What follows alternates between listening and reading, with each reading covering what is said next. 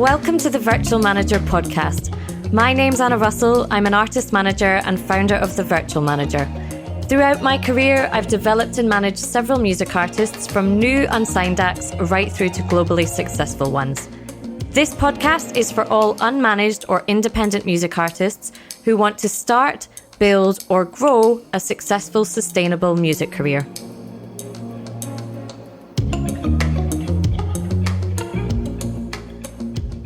In this episode of the Virtual Manager podcast, I want to talk about the artist-fan relationship.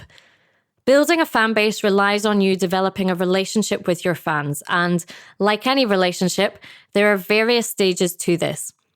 The first stage in the process would be discovery of you or your music. This is where prospective fans, because remember they haven't yet decided if they're a fan of you or not at this stage, first discover your music. Now, there are a number of places where prospective fans might discover you. This includes at gigs, where they might even be there to see someone else on the lineup, but also discover you. It might be on social media, it could be on a streaming platform or the radio, in the background of a TV show, playing in a nightclub or a shop, or because they saw an online advert or anywhere else. Essentially, the more places your music appears, is performed and played, the more online presence you have and the more active you are as an artist, the more chances there are that prospective fans will discover you. So think of all the places where your music can currently be discovered and consider whether these can be expanded or added to in any way. These would ideally be the places where you believe your ideal target fans are hanging out. Then we enter the get to know you phase. Once a prospective fan has discovered you and you've piqued their interest, they will likely need to get to know more about you before they decide that they're a fan of yours. And so you enter the get to know you phase of the relationship. At this stage, they may take the time to look through your social media or listen to any additional material that you have online. But their level of interest in you will probably still be at a relatively low level. That means this is a great time to introduce yourself. There are several methods of doing this, but on social media, it might be a post introducing yourself to your new followers or a direct message to each new follower that likes your page or subscribes to you. And remember that at this point, you're not asking them for anything here. You're simply telling them more about your music and what you're working on so that they're up to date. This should further affirm that you're an artist they are interested in. If they like what they hear and see during this initial research into you, you may well earn a social media follow or like from them, or perhaps they'll subscribe to you on YouTube. This first action that they've now taken means you have their attention and they've chosen to follow your artist journey and continue learning about you and your music. It's then up to you to nurture that relationship, which takes us to the next stage again of the artist-fan relationship. So it's your job on an ongoing basis as a music artist to nurture your relationship with your fan base. A great way of doing this is providing valuable content for them. So if they've chosen to follow you on social media and stay notified of what you're posting and what you're doing, make sure that you are giving them insights that are worth their time and their effort and their investment at this point into you. So think about what content that your fan base demographic will find valuable.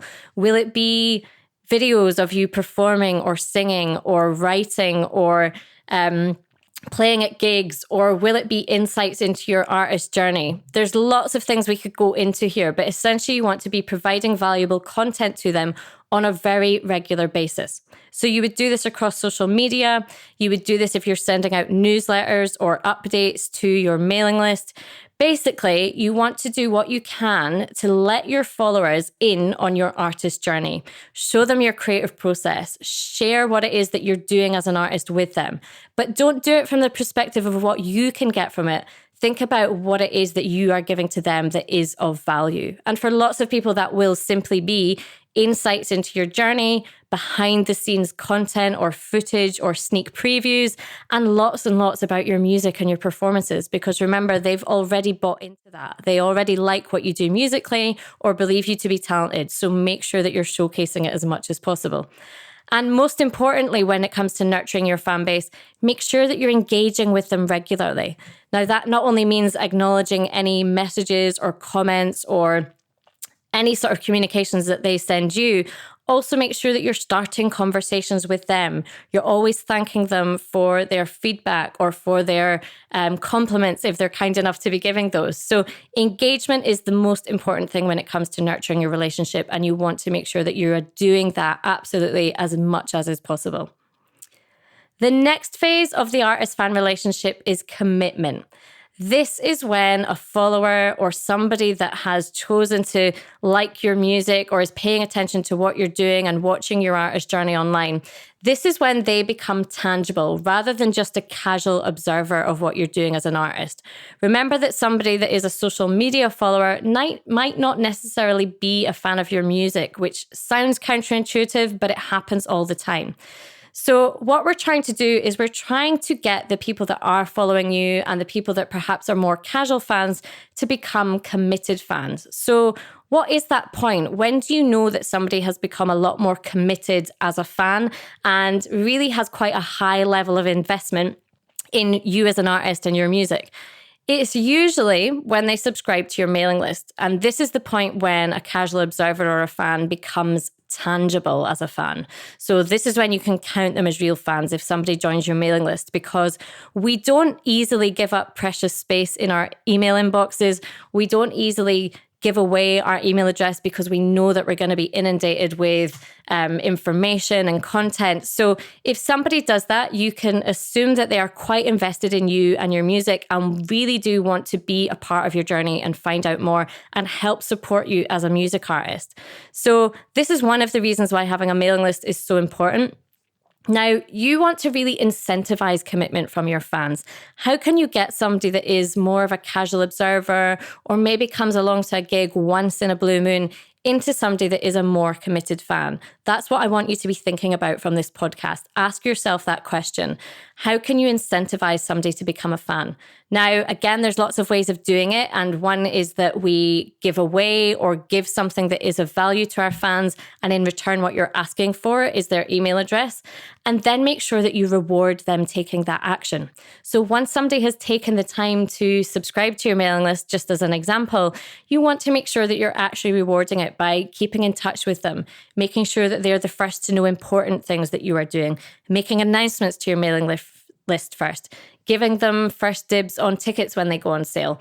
We could keep this list going for a really long time, but if somebody has committed to becoming a tangible fan of yours by joining your mailing list, do make sure that you reward them for it. This then brings us to the very final stage of the artist-fan relationship, and that is investment. This is when your committed, tangible fans decide to actually part with their money in order to support what you are doing as an artist. So maybe they purchase tickets to your next gig, or they download your latest album, or they buy some merchandise, or they actually support you financially through crowdfunding or as a patron of your music using something like Patreon. This is when a fan really is a loyal fan and is invested in what you do. And this is at the point when you can really start monetizing your fan base and actually seeing a return on all of the work that you've been doing on building and nurturing that fan base. This is kind of the final stage of this relationship. And it's at this point when somebody has really kind of committed and invested in you as an artist.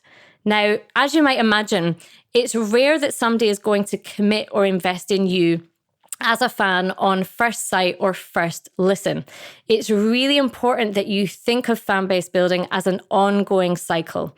It's actually your fan base funnel. So if you can imagine a triangle with the V at the top, this is the very top part is that beginning stage where people discover you. This is where you find leads for what is essentially your business.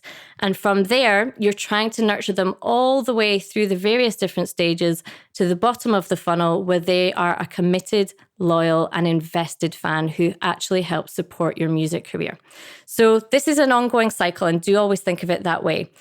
You should always be adding to the places where you and your music can be discovered so that you're collecting those leads.